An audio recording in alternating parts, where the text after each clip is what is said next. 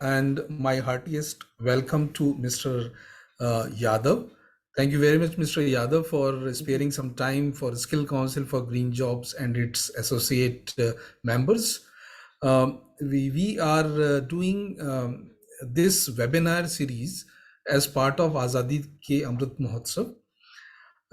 We have started this in September 2020, and we have covered about 84 webinars so far. In fact, this is the 84th webinar, and this is becoming a part of Azadi Ke Amrit Mahotsav being celebrated by the country. So thank you very much for joining us, and you would see a lot of youngsters joining us in your session. Waste management is one of our areas where Skill Council is working and providing capacity development.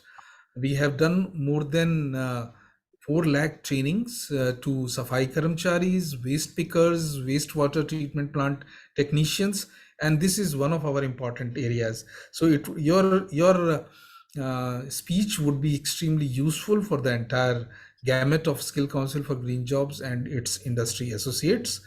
I would request Mr. PB Singh to introduce the speaker before we start the session. Mr. PB Singh, please. Yeah, thank you, sir. Thank you for welcoming the speaker and other audience. Good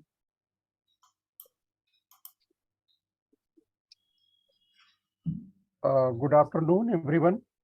I'll welcome you all to the 84th series of the webinar. Skill Council for Green Job is organizing a series of webinars to celebrate Azadi Ka Amrit Mahotsav as a part of India's celebration of 75 years in independence. In this series, SCGJ is inviting eminent and learned speakers in different sectors on sustainable development, renewable energy, and waste management, so as to deepen the understanding of recent development in these sectors. The first in the series was launched on 24 September 2021. Today we have Mr. Amar Singh Yadav, a very experienced learner, distinguished speaker, who will be sharing his expertise and experience on entrepreneurship opportunity in waste management. I would like to share his brief profile with all of you. Mr. Amar Singh Yadav completed his BSc in Math and Physics from Ivy Christian College and Master of Business Administration, MBA in Business Sustainability from the Terry School of Advanced Studies, New Delhi. Mr. Amar Singh Yadav is a founder and CEO of S-Series Envirotech India Private Limited with an extensive experience in the environmental services industry, expertise in the field of sustainability, corporate social responsibility, waste management audit, environmental impact assessment, energy efficiency, and environment awareness. Now I'm requesting Mr. Amar Singh Yadav to start presentation. Over to you, Mr. Amar. Thank you so much. Thank you so much, Singh Saab. Thank you so much, Skill Council for Green Jobs, for inviting me for this wonderful talk regarding entrepreneurship on waste management. And thank you so much for CEO of the SCGJ organization. And thank you, Rohit, also for managing all the online things. So I'm just starting the presentation for entrepreneurship opportunity in waste management, especially on electronic waste management.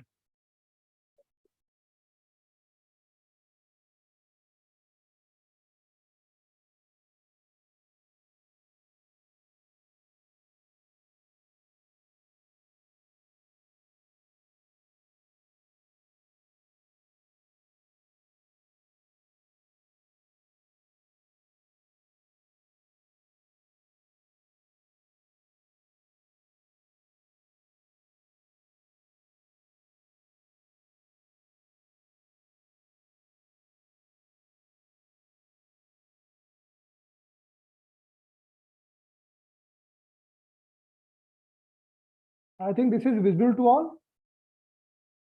Yes. Yeah. Yes, Yeah. yes. This is basically entrepreneurship journey. What I have done in past 12 years. I'm working on electronic waste management past 13 years, 12 to 13 years in this industry.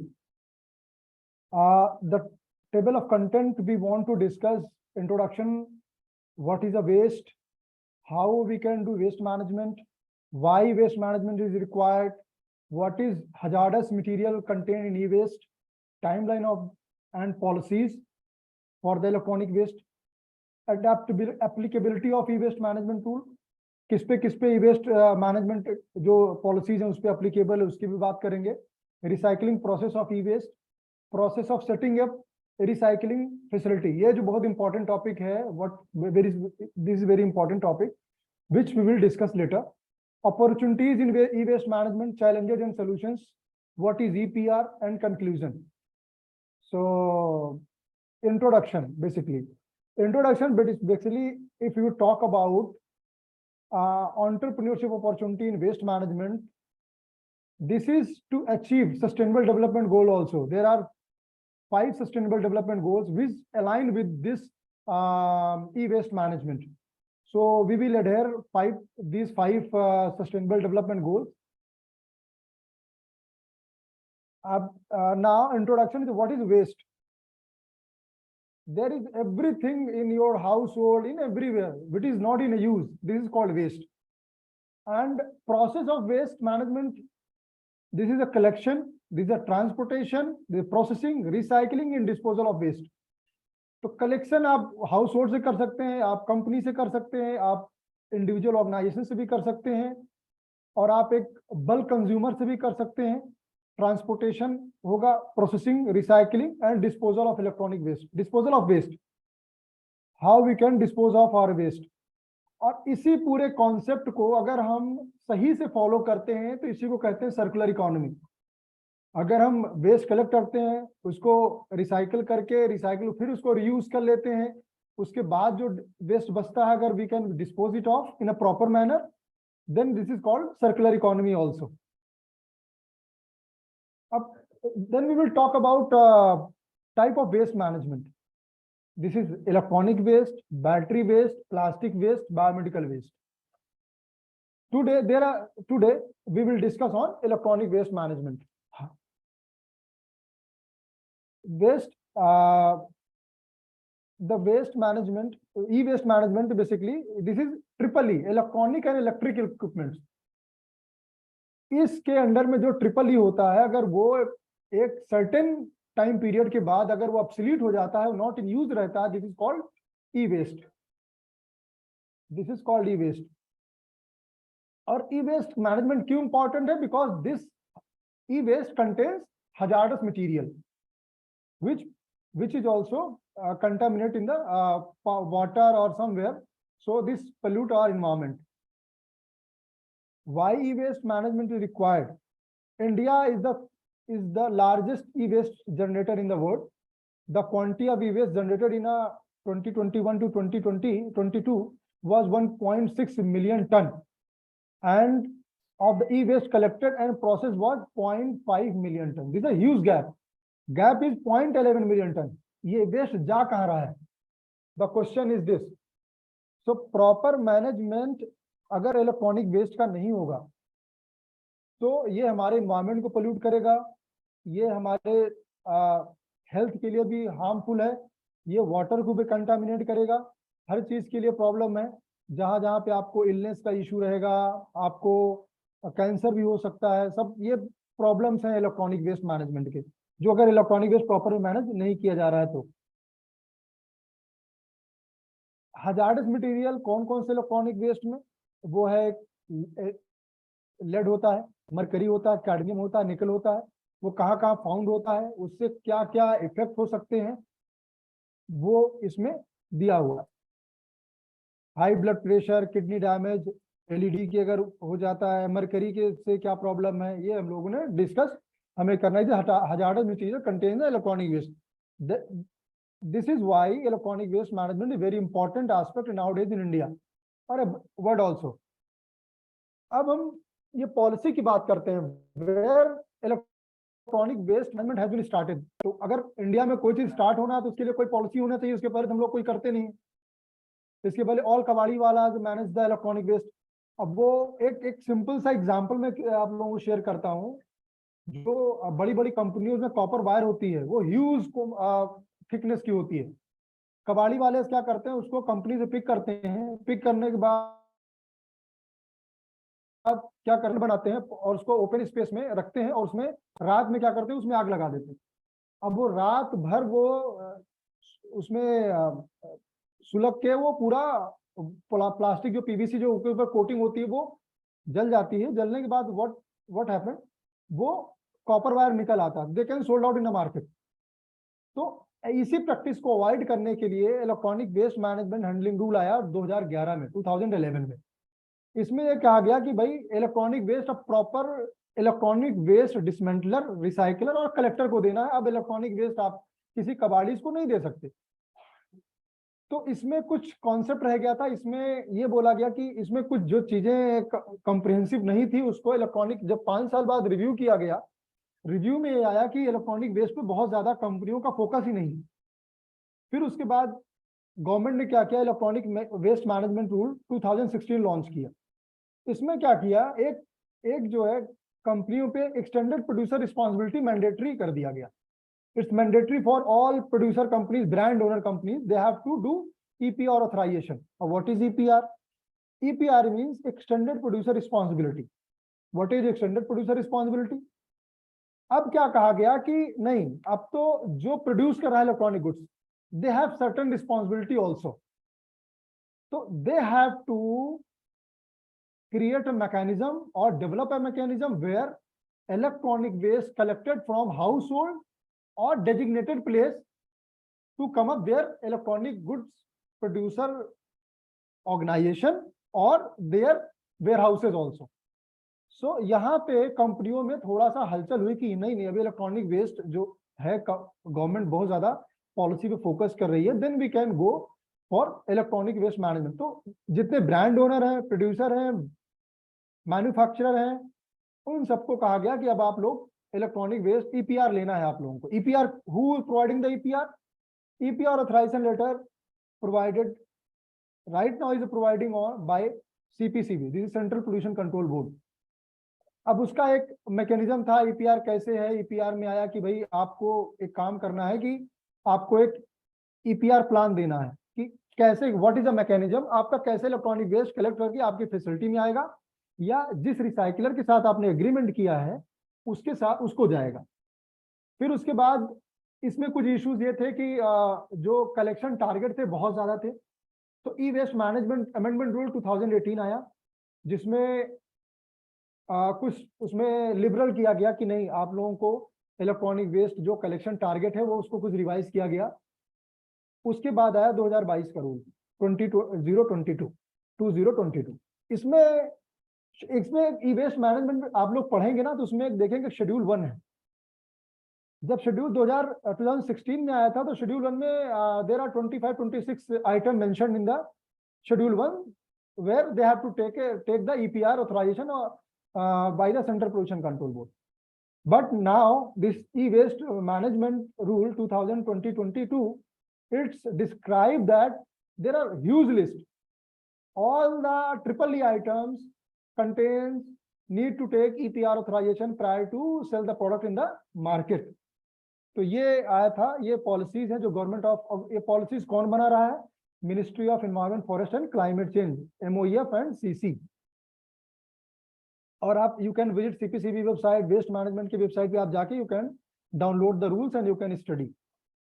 अब ये जो rule आया ये किस पे applicable है? ये applicable है मैन्युफैक्चरर पे, प्रोड्यूसर पे, रिफर्बिशर पे, डिसमेंटलर पे, रिसाइकलर पे। अब रिफर्बिशर पे क्या करते हैं, उनको भी एक लाइसेंस लेना पड़ेगा CPCB से। आप रिफर्बिशर के लिए भी आपको क्या करना पड़ेगा, पहले तो स्टेट पोल्यूशन कंट्रोल बोर्ड से आपको लाइसेंस देना पड़ेगा, concern to establish, concern to operate, authorisation. उसके बाद आपको पोर्टल पर रजिस्टर कराना पड़ेगा अंडर EPR। तो ये एक रिफर्बिशर अभी 2022 में ये कहा गया।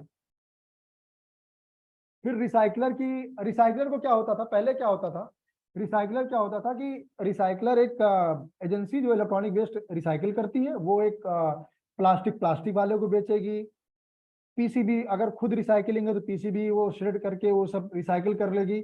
जो इसके अंदर रेजिड्यू बचेगा उसको वो किसी TSDF, treatment disposal and storage facility होती है, जैसे अब गेपिल है हरियाणा में, रैमकी है यूपी में, तो इन लोगों से टाई अप करना होता है। जो आपका रेजिड्यू बचता है वो इन लोगों को दे देते हैं, ताकि हम लोग कहीं बाहर डिस्पोज ऑफ ना करके ये लोग टीएसडीएफ साइट पे जाके डिस्पोज करते हैं।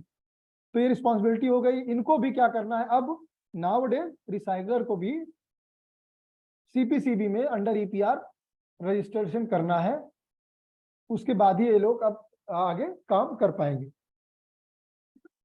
ये रिसाइकलर का है, मैं रूल की बात कर रहा हूं अभी। रिसाइकलिंग प्रोसेस हो गया, पिकअप करेंगे, रिमूवल हजार्डस करेंगे, प्रोसेसिंग करेंगे, सेटलमेंट एंड रिपोर्टिंग करेंगे, वो सब एक प्रोसेस हो गया ई वेस्ट का, जो आप लोग देख रहे होंगे।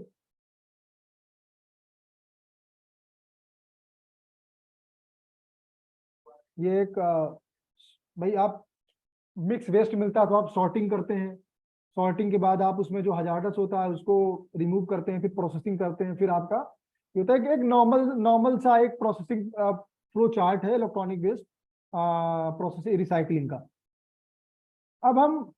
अब आपको जो आपका पार्ट है, जो हम लोग अब एंटरप्रेन्योरशिप की बात करें, अब यहाँ से पार्ट आप लोगों का शुरू होता है, क्योंकि वो बेसिक स्ट्रक्चर था जहाँ पे हम लोग ने डिस्कस किया। Right now we will discuss on processing of setting up e waste facility, recycling facility कैसे करेंगे। सबसे पहला क्या होगा, आइडेंटिफिकेशन ऑफ द लैंड। अब इसके लिए है कि land should be on industrial area, ठीक है ना। अब इंडस्ट्रियल एरिया में वो भी आपको जाके वहां पे पोल्यूशन कंट्रोल बोर्ड जो आरओ होता है, रीजनल ऑफिस होता है, वहां पे जाके बात करनी पड़ेगी कि हम एक ऐसा ऐसा प्लांट लगा रहे हैं।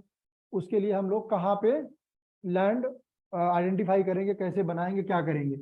तो पोल्यूशन कंट्रोल बोर्ड वाले समटाइम सजेस्ट करते हैं कि भाई ये एरिया में आप इलेक्ट्रॉनिक वेस्ट रिसाइकलिंग फैसिलिटी लगा सकते हैं, उनको कोई ऑब्जेक्शन नहीं, वहां पे आपको इजीली लाइसेंस अवेल हो जाएगा।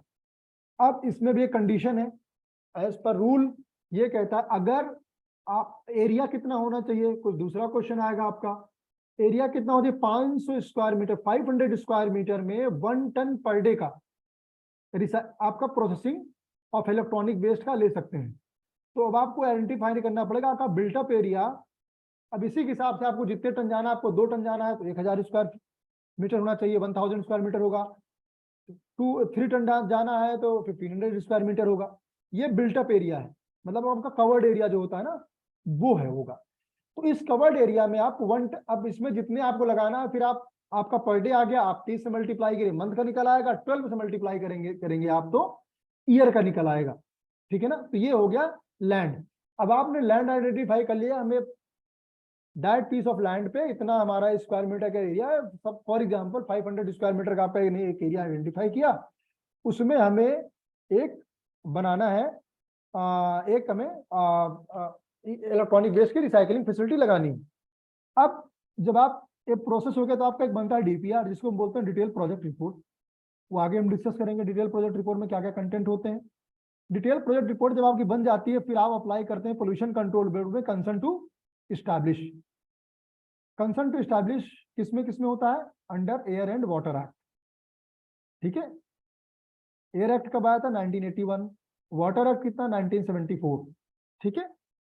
अब कंसर्न टू एस्टैब्लिश जब आपका मिल जाता है, अब कंसर्न टू एस्टैब्लिश क्या हो गया कि पोल्यूशन कंट्रोल बोर्ड ने आपको एनओसी दे दी कि you have to construct build your plant and machinery, you build your infra and deploy your plant and machinery.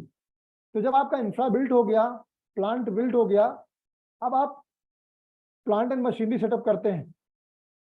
फिर अब आप प्लांट एंड मशीनरी जब आपने सेटअप कर लिया, फिर हम पोल्यूशन कंट्रोल बोर्ड जाते हैं।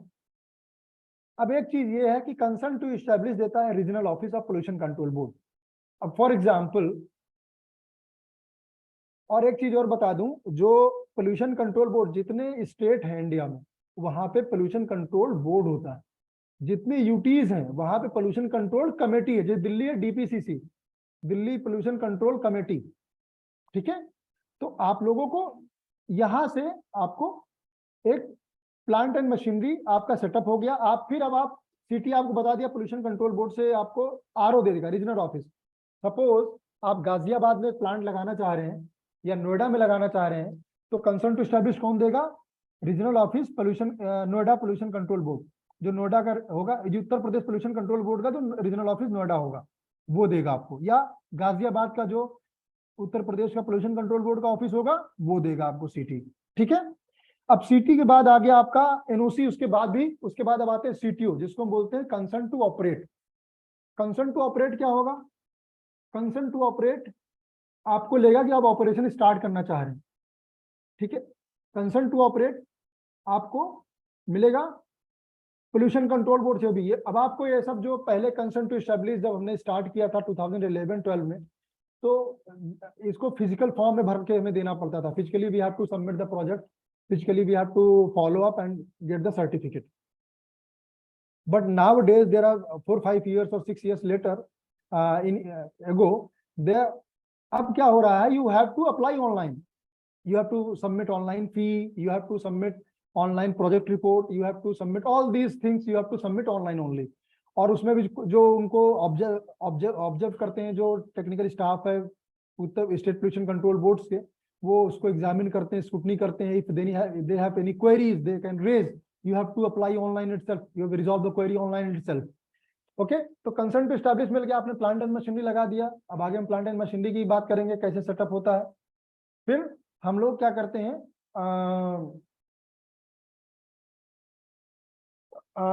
फिर होगा प्लांट एंड मशीन हो गया, तो फिर आपको एनओसी की जाना पड़ेगा, जिसको बोलते हैं concern to operate and authorization. अब इसमें भी है कंसर्न टू ऑपरेट किसका होगा? Concern to operate under air and water act होगा। ऑथराइजेशन किसका मिलेगा? Under hazardous waste management. ठीक है ना। फिर ये हो गया, मैन पावर हो गया, टेक्नोलॉजी तो आपने लगाई ली, प्लांट एंड मशीनरी का पार्ट होगा। टेक्नोलॉजी आप उसको और एक्सट्रीम करना चाह रहे हैं, जैसे फ्लो है कि कितना इलेक्ट्रॉनिक वेस्ट एंट्री हुआ, मतलब अगर वो टेक्नोलॉजी सॉफ्टवेयर भी आप इंप्लीमेंट करना चाह रहे थे, you have to open, you have to implement software also, कि भाई कितना हमारे यहाँ इलेक्ट्रॉनिक वेस्ट कितना आया, कितनी प्रोसेसिंग हुई, कितना रिकॉर्ड में, तो वो भी आप इंटरनली सॉफ्टवेयर के थ्रू मेंटेन करते हैं, तो we have to mention technology also. अब जो मैं अभी एग्जांपल दे रहा था, बेसिकली ये सीरीज इन्वायरोटेक का एक अपना मेरा खुद का एक प्लांट है, इलेक्ट्रॉनिक वेस्ट डिसमेंटलिंग का हमारा बेसिकली है, और हमने इसको रायबरेली में, हमारा नेटिव रायबरेली में हमने इसको सेटअप किया है। 840 MT पर एनम का है, मीट्रिक टन MTA का है हमारा प्लांट, जो भी फंक्शनिंग है। तो अब हम sample copy no objection certificate का दिखा दे रहे हैं, आप लोग देख पा रहे हो। Uttar Pradesh pollution control board से मिला कंसेंट ऑर्डर, ए सीरीज इन्वायरोटेक आप लोग पढ़ पा रहे हो। मैंने छोटा सा, क्योंकि बहुत ज्यादा पीपीटी हो जाती है, तो मैंने थोड़े से में इसको मैनेज करने की कोशिश करी है कि आप लोगों को दिखे प्रॉपर। ये कंसेंट हो गया, consent to establish of air का हो गया, ये आपका वाटर का हो गया अंडर वाटर एक्ट, आप इसको भी देख पा रहे होंगे, है ना। There are consent under section 25/26 of water prevention and control pollution act 1974, जो हमने ऑलरेडी आपको बता दिया है। मैं एक सैंपल कॉपी दिखाना चाहता हूँ, ये रिसाइकलिंग का है, वेस्ट रिसाइकलिंग डिसमेंटली ऑथराइजेशन लेटर है, ये अंडर, ठीक है, देखो 840 MTA पर एनएम का लिखा हुआ है इसमें। पॉइंट नंबर 2 आप देख सकते हैं,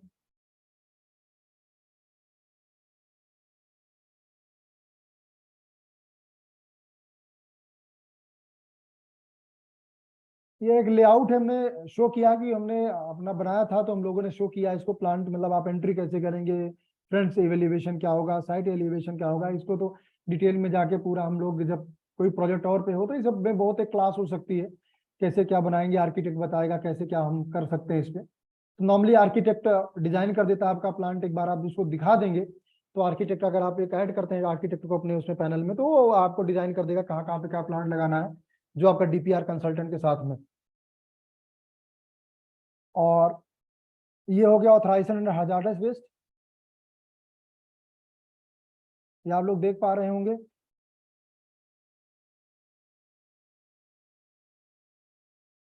और ये है EPR ऑथराइजेशन, जो पहले आप देख रहे हैं ना, पहले EPR मिलता है, तो पहले क्या होता, जब ईपीआर किसी प्रोड्यूसर कंपनी को मिलता था तो उसमें देखो यहाँ पे हमने रेड किया हुआ है, अगर सेकंड उसमें देख पा रहे होंगे तो लिखा है dismantle recycle of a series Envirotech India पर।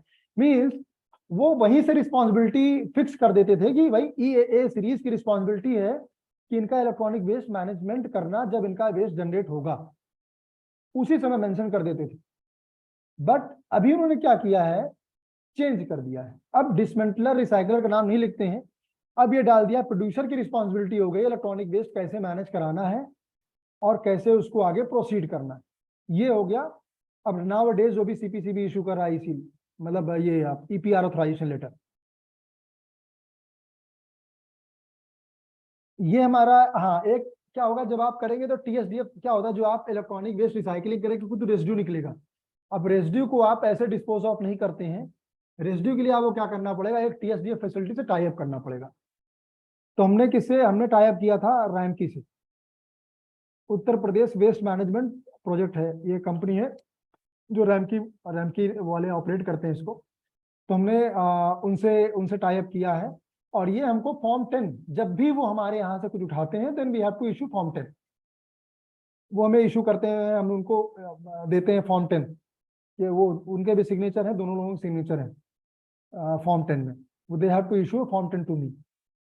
ये हो गया। तो अब अगर थोड़ा सा हम इसको फिर एक बार समराइज कर दें, आपको समझ में आया, अगर आपको एक इलेक्ट्रॉनिक वेस्ट की फैसिलिटी लगाना है रिसाइकलिंग की, तो first you have to take land identification करना है। Land must be 500 square meter का एरिया होना चाहिए कवर्ड, तो आपको 1 टन पर डे की रिसाइकलिंग फैसिलिटी मिलेगी, पहला पॉइंट। दूसरा, आपको कंसेंट टू एस्टैब्लिश लेना है पोल्यूशन कंट्रोल बोर्ड से, रिस्पेक्टिव स्टेट में जहां पे है, अगर यूटी में है तो कमेटी से आपको लेना है। 2 पॉइंट हो गया। तीसरा पॉइंट है आपका प्लांट एंड मशीनरी डिप्लॉयमेंट है, वो आपको करना है। प्लांट एंड मशीनरी आपको डिप्लॉय हो गया, उसके बाद आपको फिर कंसर्न टू ऑपरेट जाना है पोल्यूशन कंट्रोल बोर्ड के पास, फिर कंसर्न टू ऑपरेट के बाद आपको जाना है ऑथराइजेशन के लिए, ऑथराइजेशन मिल जाएगी। पहले क्या होता था, एक पासबुक भी इशू होती थी जो अब नहीं होती है नाउ डेज। कई कोई स्टेट इशू कर रहा है, कोई स्टेट नहीं इशू कर रहा है, यूपी ने तो बैन कर दी, बंद कर दिया है अभी कोई ऑथराइजेशन, हरियाणा भी ने भी शायद बंद कर दिया है अभी, पासबुक नहीं इशू कर रहे हैं कोई नहीं। पहले ग्रीन, येलो और ब्लू कलर की एक पासबुक इशू करते थे, इसलिए अब वो शायद बंद कर दिया, अभी नहीं इशू करते हैं वो लोग पासबुक। तो ये हो गया। अब कंसर्न टू ऑपरेट आ गया, इलेक्ट्रिसिटी परमिशन ले लिया आपने, टीएसडीएफ से साइट एग्रीमेंट कर लिया, और आपकी फैसिलिटी अब स्टार्ट होने के लिए तैयार है। ये फिर से मैंने आपको समराइज कर दिया है। और ये प्लांट एंड मशीनरी एक हमने दिखाया है कैसे होता है, पीसीबी वेस्ट होता है, थ्रेडिंग होता है। मैंने पीसीबी, क्योंकि वेस्ट में सबसे प्रीशियस होता है पीसीबी, प्रिंटर सर्किट बोर्ड, तो उसके लिए मैंने एक आपको फ्लो चार्ट दिखा दिया है कि ये काइंड ऑफ फ्लो चार्ट है जहाँ पे ये मशीन आप लेके डिप्लॉय कर सकते हैं। तो प्रॉपर जो है रिसाइकलिंग और पीसीबी आप कर सकते हैं प्रिंटेड सर्किट बोर्ड का।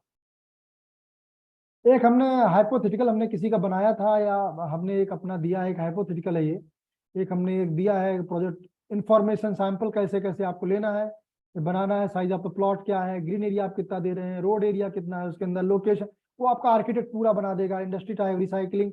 और इसी सब की इंफॉर्मेशन को आपको जब आप सीटीओ के लिए जाएंगे ऑनलाइन आपको भरनी भी रहती है। तो ये बहुत इंपॉर्टेंट पॉइंट्स है, you have to note it down,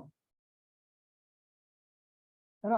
अब आ गया कि पर्टिकुलर बजटिंग कैसे करते हैं। एक हाइपोथेटिकल है, आप लोग इसको और अच्छे से भी बना सकते हो, तो अपने हिसाब से जब आप एक डीपीआर कंसल्टेंट से बात करेंगे तो लैंड की कॉस्ट है, समटाइम आपकी खुद की लैंड होगी तो कॉस्ट 0 होगा, है ना। और अगर लैंड आपकी नहीं है तो यू हैव टू परचेज, तो हमने जहाँ पे बनाया था उनका हमने परचेज कराया था लैंड। तो ये है एक प्लांट एंड ह्यूमन रिसोर्स, है ना, रिकरिंग एक्सपेंस आ जाता है, सिक्योरिटी एक्सपेंस आ जाते हैं। समटाइम आपको हर 2 साल में रिन्यूअल होता है, 5 साल में पहले 2 साल की होता है, 5 साल के बाद फिर रिन्यूअल होता है। Sometime they have to visit it, they have to issue some letters, then you have to do some modification in your premises, उसके लिए भी कुछ कॉस्टिंग होती है। ऑफिस इंफ्रा आईटी, उसके लिए भी कुछ होता है। वर्किंग कैपिटल फॉर प्रिक्योरमेंट, क्योंकि आपको कम से कम इलेक्ट्रॉनिक वेस्ट को प्रिक्योर करना है तो you have to some working capital also required, क्योंकि आपको इलेक्ट्रॉनिक वेस्ट फ्री में तो मिलेगा नहीं, you have to procure from some companies, some bulk consumer, some brand owner, some manufacturer, some user, उनसे आपको you have to procure the electronic items for the recycling. ये हमने मशीनरी और equipment का हमने एक टेंटेटिव ऐसे दिया है, इसमें बहुत चीजें चेंज होती हैं और आप इसमें बढ़ा सकते हैं बहुत ज्यादा चीजें, और फिर क्वालिटी बहुत चीजें होती है, क्वालिटी डिपेंड करती है। तो क्वालिटी में जैसे आप आगे जाते जाएंगे वैसे ही प्राइसिंग बढ़ती जाएगी, आप प्राइसिंग आप थोड़ा सा क्वालिटी कम, लेकिन क्वालिटी कम करने का कोई पर्पज नहीं है, क्योंकि अब इलेक्ट्रॉनिक वेस्ट रिसाइकलिंग फैसिलिटी लगाना मीन्स आपको प्रॉपर चलाना है तभी आप लगाएंगे, अदरवाइज कोई फायदा नहीं है उसका प्लांट एंड मशीनरी का, क्योंकि डिप्रिसिएशन कॉस्ट बहुत हाई है इस वजह से। और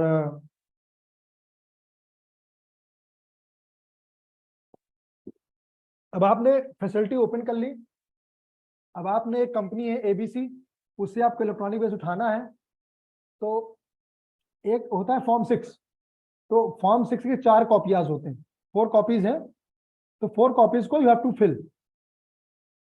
एक क्या होगा, एक कॉपी आपके पास रहेगी, एक कॉपी कंपनी के पास रहेगी, एक कॉपी ट्रांसपोर्टर के पास रहेगी, और एक कॉपी जो है जो रिसीव करेगा सेंड करेगा उसके लिए होगी। तो चारों 4 ये चारों कॉपीज इंपॉर्टेंट, जब भी आप इलेक्ट्रॉनिक वेस्ट किसी कंपनी से उठाएंगे तो you have to fill and hand over to the company representative.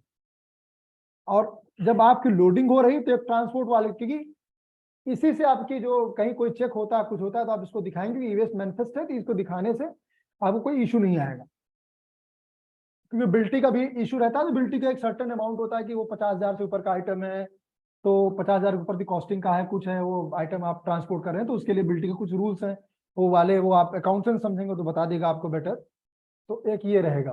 तो आप लोग इलेक्ट्रॉनिक वेस्ट में ये 4 फॉर्म्स बहुत इंपॉर्टेंट है, you have to fill each and every pickup, you have to fill and hand over to the respective persons। ये हो गया।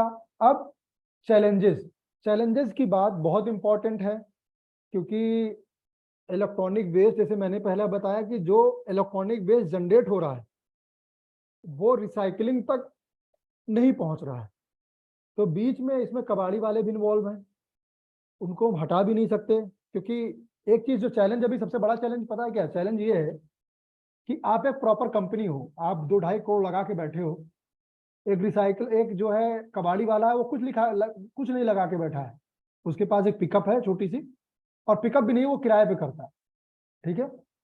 अब एक सामान है, आप एक कंपनी एबीसी है जिसमें से मान लो 5,000 लैपटॉप है, उसको आपको पिक करना है। एक कबाड़ी वाला भी उसको पता चल जाता है कि 5,000 लैपटॉप वहां पे भी है, उसको पिक करना है। अब आप रेट दोगे, सर मैं 20 रुपए केजी उठाऊंगा, या पीस के हिसाब से थोड़ा ठीक है तो आप बोलोगे सर मैं इसको 400 रुपए केजी 400 रुपये पर पीस उठा सकता हूँ, या 500 रुपये पर पीस उठा सकता हूँ। कबाड़ी वाला बोलेगा नहीं सर मैं तो इसको 2,000 पर पीस उठाऊंगा। तो अभी सबसे बड़ा चैलेंज है जो इलेक्ट्रॉनिक वेस्ट इंडस्ट्री का सबसे जो बड़ा चैलेंज आ रहा है वो हो रहा है वेस्ट पिकअप का, वेस्ट कलेक्शन का। जब तक आपका वेस्ट कलेक्ट नहीं होगा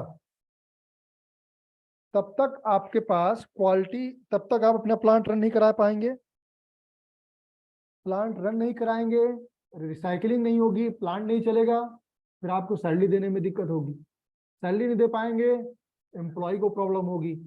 तो कहीं ना कहीं सबसे जो बड़ा हर्डल है वो कलेक्शन ऑफ इलेक्ट्रॉनिक वेस्ट है। आज नाउ डेज हम लोग 3rd लार्जेस्ट प्रोड्यूसर हैं इलेक्ट्रॉनिक वेस्ट के, लेकिन हमारा आज की डेट में भी कलेक्शन मैकेनिज्म बिल्कुल खराब है, और लोगों के माइंडसेट को चेंज होना पड़ेगा। जैसे कंपनीज है उनके वो दे आर मेकिंग उसमें भी ये लोग प्रॉफिटेबिलिटी सोचते हैं कि वेस्ट हम अगर किसी को सेल कर रहे हैं तो इससे हमको कुछ पैसे मिल जाए। तो इसमें जो लोग आज इस प्रोग्राम को सुन रहे हैं उनको भी समझना पड़ेगा कि इलेक्ट्रॉनिक वेस्ट एक सीरियस कंसर्न है हमारे आगे वाले फ्यूचर जनरेशन के लिए। तो उनके लिए भी हमें प्रिजर्व करके रखना है, उनके फ्यूचर को प्रिजर्व करना है, उसके लिए हमें। लेकिन आजकल कंपनीज बिल्कुल हो गई हैं कि नहीं, जो इलेक्ट्रॉनिक गुड्स हैं जो उनको रेट ज्यादा दे रहा है वो उनको मतलब उनको वो प्रिफर कर रहे हैं, चाहे वो कबाड़ी वाला हो चाहे वो रिसाइकलर वाला क्या करेगा, उसको वो उठा ही नहीं पाएगा, क्योंकि उसको एक ऑलरेडी इतना बड़ा इंफ्रा लगा के बैठा है। जब आदमी इतना बड़ा इंफ्रा सेटअप करके बैठता है तो वो कैसे मैनेज करेगा। और एक तो ये चैलेंजेस है कि इलेक्ट्रॉनिक वेस्ट कलेक्शन का। अब कलेक्शन के इशू को रिजॉल्व करने के लिए सीपीसीबी ने सबसे बड़ा जो स्टेप लिया है वो लिया ईपीआर का, extended producer responsibility. For example कोई एबीसी कंपनी है जिसका इस साल का जनरेशन जो 23 और 24 का है, 2023-24, उसका अगर कंजम्पशन है, जनरेशन है इलेक्ट्रॉनिक वेस्ट मान लो 500 टन है, और टारगेट एज पर टारगेट उसका अगर मान लो इस साल उसको 30% अचीव करना है, तो 500 MT का 30% होगा 1500, नहीं 300 होगा 150 MT। अब 150 MT है, अब वो कबाड़ी को नहीं दे सकता है, क्योंकि उसको रिसाइकलर को देना है, और वो जब रिसाइकलर को देगा जो अपना फॉर्म 3 या फॉर्म 6 जो उसके जनरेट होंगे वो सीपीसीबी में एज अ कंप्लायंस आएंगे। पहले ये चीज नहीं था, लेकिन 2016 से ये इंश्योर किया गया बाय द गवर्नमेंट कि इलेक्ट्रॉनिक वेस्ट का जो चैनलाइजेशन है वो प्रॉपर होना चाहिए। उस प्रॉपर में इन्होंने सबसे बढ़िया काम किया जो ईपीआर के कॉन्सेप्ट को इंट्रोड्यूस किया। आप लोगों को भी समझना पड़ेगा। अब आप मान लो कोई कंपनी के पास जाते हैं, अगर वो ब्रांड ओनर है, इलेक्ट्रॉनिक गुड प्रोड्यूसर है, मैन्युफैक्चरर है,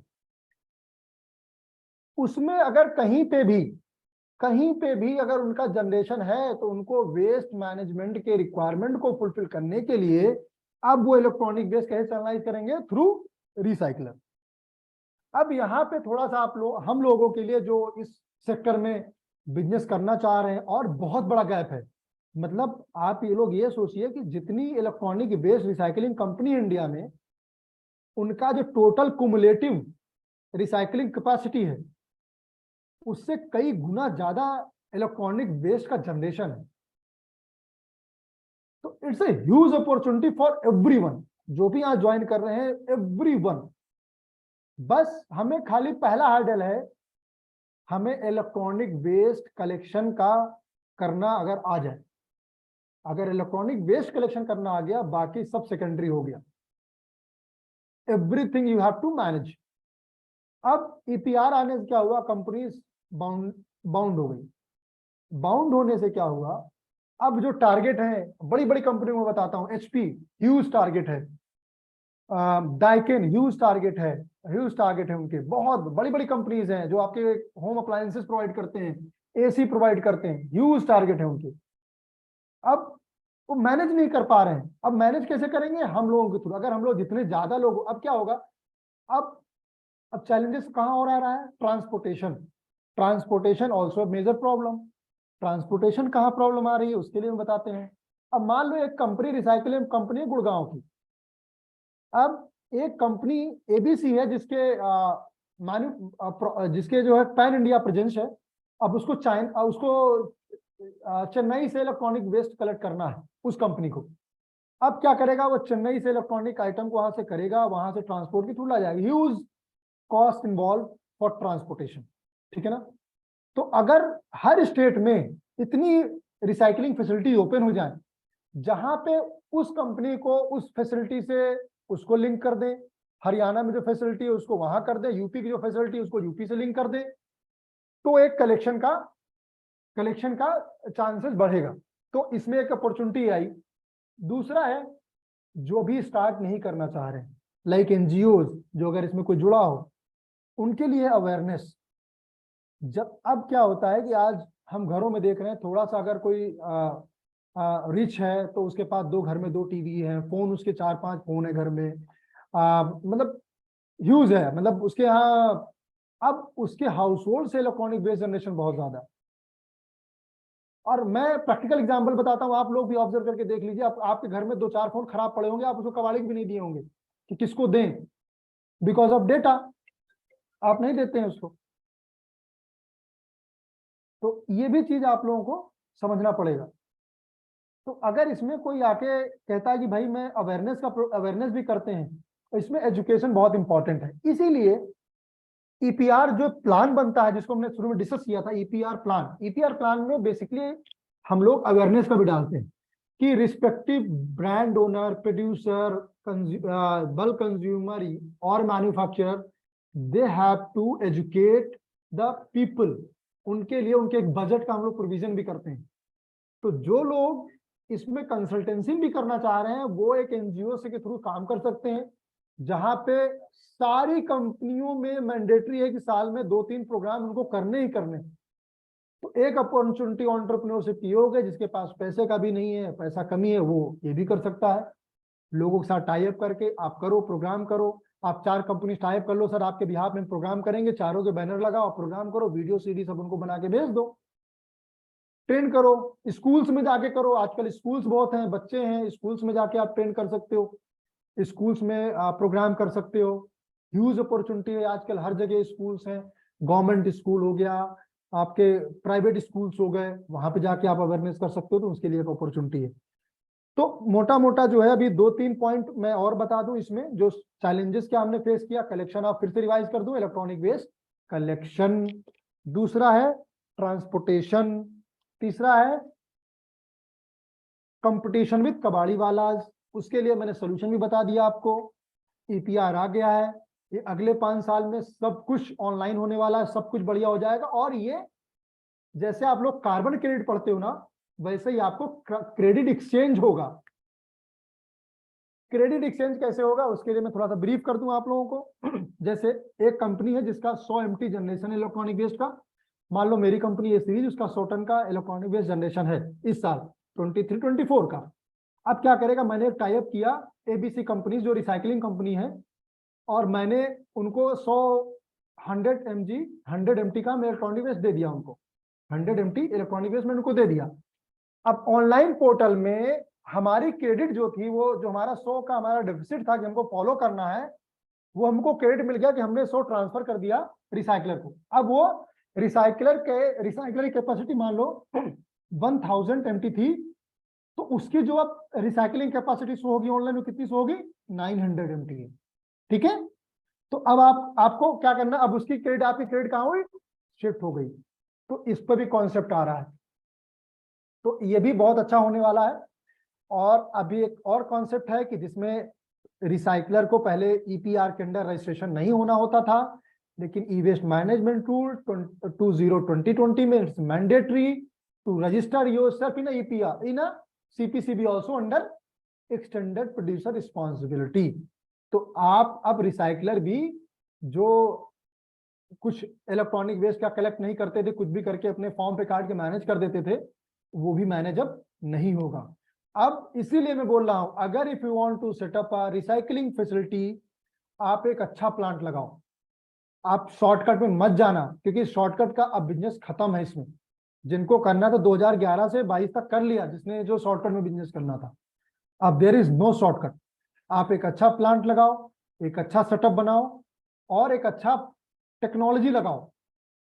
उसके बाद आप इंप्लीमेंट करो, इलेक्ट्रॉनिक वेस्ट रिसाइकलिंग फैसिलिटी के लिए जाओ, क्योंकि ये आने वाले समय में बहुत अच्छा बिजनेस प्रॉस्पेक्ट होने वाला है।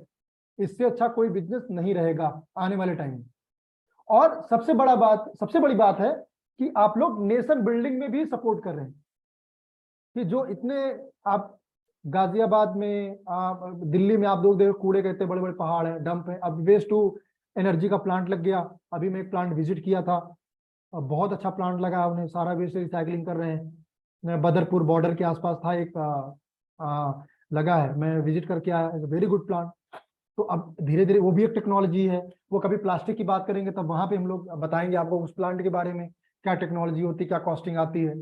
और अभी तो हम इलेक्ट्रॉनिक वेस्ट की बात कर रहे हैं, तो इलेक्ट्रॉनिक वेस्ट में ये बेसिकली चैलेंजेस, जो 2-3 चैलेंजेस थे, उसका सोल्यूशन भी आपको बता दिया। ये तो जो लिखा है उसमें से मतलब नहीं मिलते हो, आपको बता जो प्रॉपर है। ईपीआर के बारे में भी आपको मैंने बता दिया कि what is EPR, how we can manage. अब ईपीआर के एम्बिट में पहले प्रोड्यूसर थे, ब्रांड ओनर ये सब थे, अब जो है रिसाइकलर भी इसके एम्बिट में आ गया है। अब उसको भी फॉलो करना पड़ेगा, ताकि सीपीसी भी सब पे वॉच रख पाएगा कि XYZ कंपनी का वेस्ट इतना जनरेशन है और ये जो XYZ रिसाइकलिंग कंपनी ABC, इसने इतना किया, उसके पास कितनी कैपेसिटी रिमेनिंग है, इसकी कितनी टारगेट, इसका कितना रिमेनिंग है, तो पूरा मैच हो जाएगा। एक बड़ा ह्यूज डेटाबेस बनेगा इंडिया का। तो इंडिया भी जस्टिफाई कर पाएगा कि हमारे यहाँ ईयर में इतना जनरेशन है, इतना रिसाइकलेबल है, इतना रिसाइकिल हो रहा है, इतना रिसाइकिल नहीं हो रहा है, तो ये भी होगा। EPR क्यों, वाई EPR तो मैंने पूरा बता दिया। EPR क्यों मैंडेटरी, क्योंकि उसको एम्बेड में लाना चाहने ताकि इफिशियंसी बढ़े, है ना, उसका मैनेजमेंट सही से हो, लैंडफिल में कम से कम जाए, ठीक है ना, इकोनॉमिक स्केल में हो, कॉस्ट सेविंग हो, कंज्यूमर प्रोडक्ट को उसको बाई बैक, आजकल कॉन्सेप्ट लोग देते हैं ना, बाई बैक कर लो आप, एक्सचेंज ऑफर है, कई ऑफर देते हैं, वो अंडर EPR ही लोग दे रहे हैं कंपनीज को, उनको मैंडेटरी किया गया है। TSDF में कम से कम वेस्ट जाए, अगर हम लोग रिसाइकलिंग कर रहे हैं तो लैंडफिल भी बहुत कम जाएगा, तो लिखा reduction of waste disposal in landfill, reuse, recycle and other forms of recovery of waste. हमने सारा कुछ आपसे मोटा मोटा सब कुछ डिस्कस कर लिया है। कंक्लूजन भी almost, it's a very good business opportunity for job creation, for business enhancement, for better environment. You can do entrepreneurship on waste management. तो आप लोग बेसिकली entrepreneurship नहीं बनोगे, आप लोग enviropreneur बनोगे, आप लोग जिसको सस्टेनेबल डेवलपमेंट में आप लोग का बहुत बड़ा योगदान रहेगा, बहुत बड़ा आप लोग का रहेगा। और इसमें आप लोगों को बैंक से फंडिंग का भी मिल जाता है। अब कभी दूसरा वीडियो बनाएंगे तो बैटरी में भी अभी ह्यूज अपॉर्चुनिटी है, EV आ गया है उसके लिए। तो कंक्लूजन में यही है कि बहुत बढ़िया प्रॉफिटेबल बिजनेस है, बशर्ते 3 चीजें आपको फॉलो करना है: procurement of electronic waste, transportation and set up a good plant and machinery. ये 3 चीज अगर आप करते हैं तो आप जो है इसको बहुत अच्छे से चला पाएंगे। और इसके लिए ये बहुत इम्पोर्टेंट एस्पेक्ट है इलेक्ट्रॉनिक वेस्ट का। गवर्नमेंट भी बहुत फोकस्ड है और लोग को फॉलो कर रहे हैं। जो बड़ी बड़ी कंपनीज हैं वो भी इलेक्ट्रॉनिक वेस्ट के टारगेट को फुलफिल करने के लिए उनका भी बहुत फोकस रहता है, टाई अप करना, ये करना। तो उनसे भी आप लोगों का कंपनी टाई अप कर सकते हैं। बड़ी बड़ी कंपनीज हैं जो वीवो है, इन सब बहुत बड़े ह्यूज टारगेट है उनके। तो एक बहुत बड़ी अपॉर्चुनिटी है। मैंने फिर बताया सबसे बड़ी अपॉर्चुनिटी क्या है कि जितना वेस्ट रिसाइकलिंग कंपनी का ओवरऑल कैपेसिटी है उससे huge number of electronic waste का इंडिया में जनरेशन है। तो जो गैप है उसको फुलफिल करने के लिए we have to come up further to establish electronic waste management company, recycling company, you have to. और इसमें आप ये भी सब बन सकते हैं, आप लोग कलेक्शन का भी कर सकते हैं। इसमें एक और अपॉर्चुनिटी हो जाएगी, आप जो है इन कंपनीज के बिहाफ में household electronic waste collection की भी कर सकते हैं। आजकल हमने अभी एक स्टार्ट किया है इको का वेस्ट कार्ड करके, अभी वो हमारा अंडर प्रोसेस है। वेस्ट कार्ड में हम लोग क्या कर रहे हैं, हमारा टारगेट है कि एंड कंज्यूमर से इलेक्ट्रॉनिक वेस्ट हम लोग, how we can collect electronic waste from end consumer to our facility, and our facility से जो हमारे रिसाइकलर्स हैं वो आएंगे, वो पिक करके ले जाकर रिसाइकिल करेंगे। तो we are planning to establish, software is under process, और मुझे लग रहा है within this year we have to establish this thing. Okay, thank you so much. I think मेरा टाइम ओवर हो रहा है। मैं थैंक यू बोलता हूँ, thank you so much for Skill Council for Green Jobs, and we are open for question and answer. Thank you so much. Thank you very much, Mr. Amar, for a very good presentation. Some of questions on the chat box.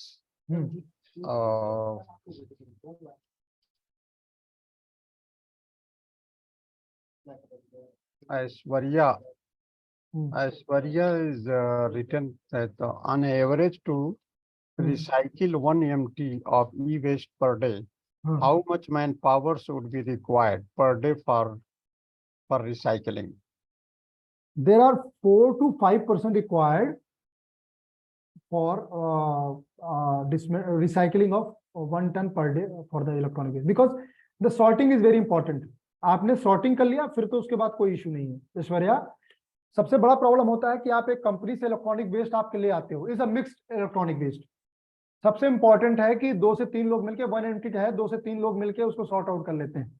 Suppose आप एक company से printer, laptop, desktop सब उठा के ले आया, तो there are beans. जब आप बिन्स बनाएंगे तो बिन्स होगा, एक कंप्यूटर का बिन्स होगा, एक कीबोर्ड माउस का बिन होगा आपका। अब डिफरेंट बिन्स में उसको आप रखते चले जाइए, ठीक है ना। तो there are 4-5 people required to manage your 1 ton electronic waste recycling for required for your facility. 5 to 6 people required. Can I follow up on that question? Yeah. Yes, yes. So when you said 4 to 5 persons for 1 metric ton, this Hmm. is after the waste is sorted. No, ma'am, it's not waste after sorted. It is sorting also included in this, because Acha, okay. 2% is max mandate. 2% is sufficient to sorting out electronic waste for 1 ton electronic waste. They sorted out 1 or 2 hours, basically 2%. Okay. Okay. And basically, this also includes the steps for dismantling as well, right? Ma'am, हाँ, इसमें मैं आपको एक थोड़ा सा और add कर दूं। Mm-hmm. There are 4 things required. Okay, Mm-hmm. 4 things. सबसे पहले आप कलेक्शन, Yes. आप dismantling, Yes. Recycling, refurbishing. Right. Mm-hmm. If you take the license for collection of electronic waste, Mm-hmm. you have to only collect the electronic waste. Okay. Correct. Yeah. If you have to take the license for the dismantling, Yes. you have to cover collection as well as dismantling of electronic waste. Okay. Okay. Yeah. If you take the license for the recycling, Yes. you manage all 3. Okay. So आपने जब 4 to 5 persons 1 metric ton के लिए बोला, this included sorting, dismantling and recycling. Yes. Okay. All right. And ये 1 day में ये लोग मिलके 1 metric ton को कर सकते हैं recycling. Got it. Okay. Okay. I would want to connect with you separately as well. So, but we can do that bilaterally. Thank you. Thank you so much. Thank you.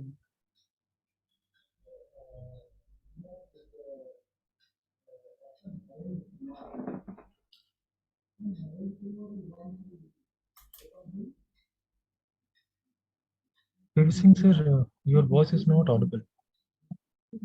You're in mute. Okay. Dr. Narendra Kumar is with us. Dr. Narendra Kumar, you want to say something on this topic?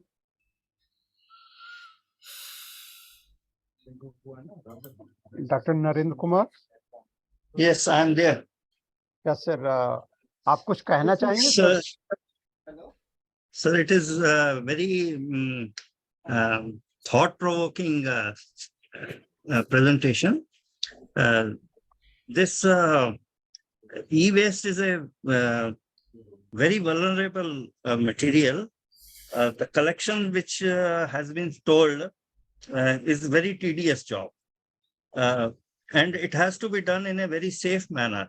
And can you suggest some ways of collection? Because India is a very far and wide collection mechanism from retail sector, from the shops, from the households, from the factories.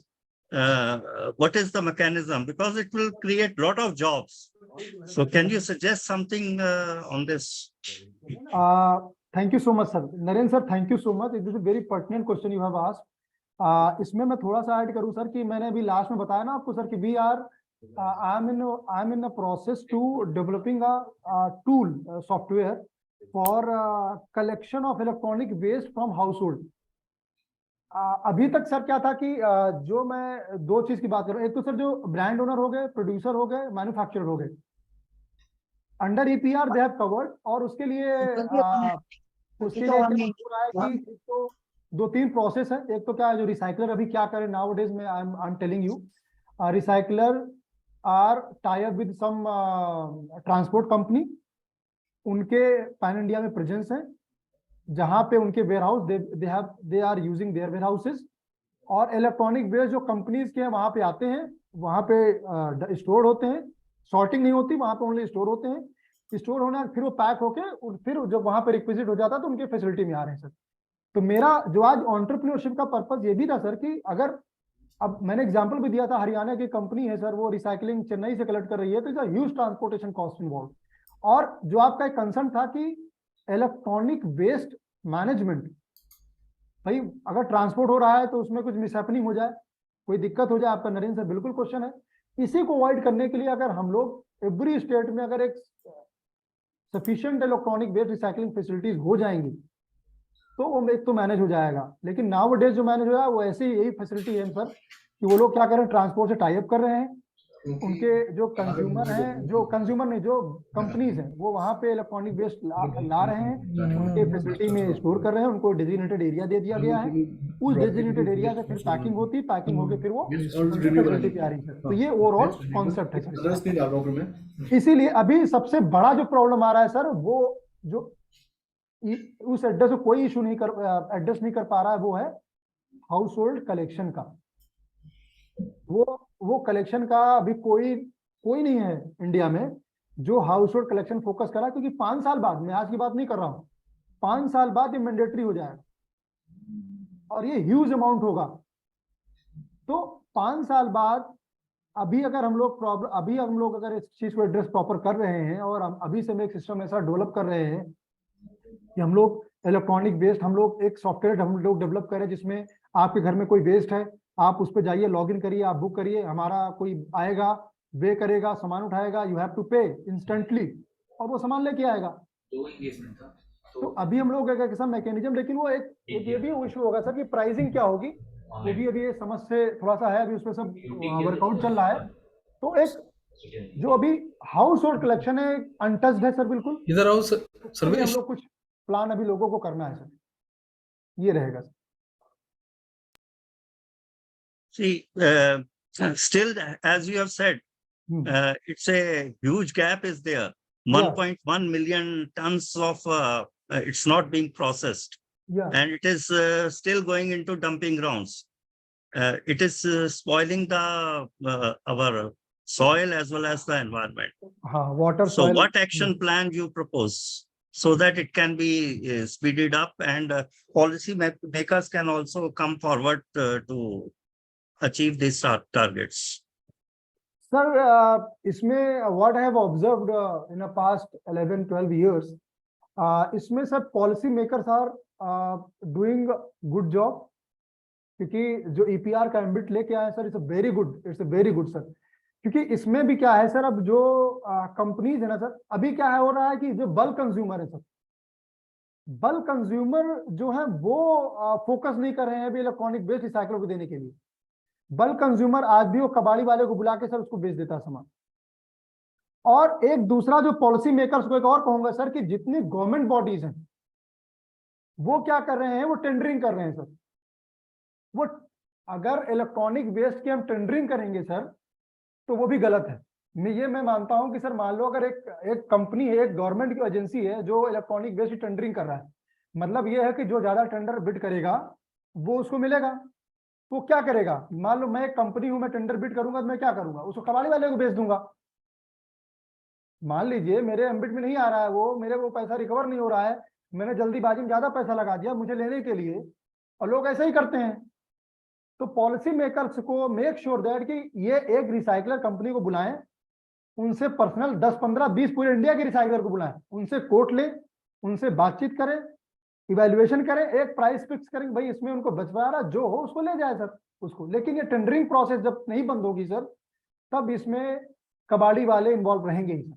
और कबाड़ी वाले जब तक involve हैं तब तक हम India में जो रिसाइकलिंग है वो इलेक्ट्रॉनिक वेस्ट की पॉसिबिलिटी नहीं है। दो गवर्नमेंट हैज डन ट्रेमेंडसली, इसमें ईपीआर जो 22 का रूल ले आए हैं बहुत अच्छा ले आए हैं, क्योंकि इसमें सबको ला दिया है। अब इसमें बल्क कंज्यूमर को भी ला दें, उसको भी रजिस्टर करा दें। अभी बल्क कंज्यूमर का नहीं है, हमको लगता है 5 साल में वो भी आ जाएंगे सर। तो जितने प्रोड्यूसर कंपनीज हैं वो तो एम्बिट में आ गए हैं, वो अब इलेक्ट्रॉनिक गुड्स जो है अब नहीं, अब उनको ये एजुकेट करना है कि वो अवेयरनेस प्रोग्राम करें। हाउस होल्ड में एजेंसीज आनी चाहिए, जो एनजीओज हैं, एनजीओज की भी अपॉर्चुनिटी है कि वो एक एरिया आइडेंटिफाई करें, स्कूल्स में, कॉलेज में, वहां पर जाकर अवेयरनेस, क्योंकि ये अवेयरनेस का काम रह गया है सर। अब जितनी अवेयरनेस होगी लोगों में समझ में आएगा, जैसे आपने कहा वाटर कंटामिनेट होगा, सॉइल कंटामिनेट होगा, अब लोगों को पता नहीं है कि वाटर कैसे कंटामिनेट होगा, सॉइल कैसे कंटामिनेट होगा, तो कैसे फॉलो करेंगे? उनको तो भाई एक मोबाइल फोन का आप 10 रुपए दे रहे हो, नहीं दे रहे हैं, दूसरा 100 रुपए दे रहा है, उसको बेच दे रहे हैं फोन। लेकिन जब उनको पता होगा कि उनके जो बच्चे हैं, उनके जो फ्यूचर है, हम उनके लाइफ को डिस्ट्रॉय कर देंगे, तो कहीं ना कहीं हमें एजुकेशन की बहुत ज्यादा रिक्वायरमेंट है डॉक्टर साहब। अगर हम एजुकेट कर पाए लोगों को, जितनी ज्यादा एनजीओ इसमें इन्वॉल्व हो पाए, एक क्लस्टर बना के हम लोग इसमें करें, लोगों को एजुकेट करें, तो बहुत अच्छा हो सकता है सर इसमें। Thank you sir. Thank you. Thank you very much. Thank you sir.